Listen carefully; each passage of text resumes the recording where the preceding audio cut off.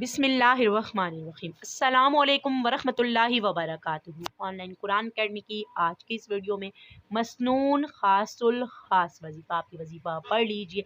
इंशाअल्लाह ताला मौत के अलावा हर किस्म की आफत से आपके अहलो अयाल महफूज रहेंगे। नबी करीम सल्लल्लाहु अलैहि वसल्लम ने फरमाया, जो शख्स ये पढ़ लेगा तो सवाए मौत के अपने अहलो अयाल में वो कोई और आफत नहीं पाएगा। सुबह व शाम के अस्कार में आपने इस वजीफ़े को शामिल कर लेना है। पढ़ना आपने क्या है, बिस्मिल्लाहिर्रहमानिर्रहीम। माशा अल्लाहु ला कुव्वता इल्ला बिल्ला, माशा अल्लाहु ला कुव्वता इल्ला बिल्ला। 11 मरतबा 11 बार दुरूद इब्राहिमी के साथ सुबह व शाम पढ़ने को अपना मामूल बना लीजिए। कोई आफत आपको नुकसान नहीं पहुंचा पाएगी। अल्लाह पाक आपकी हिफाजत फरमाएंगे इंशाअल्लाह।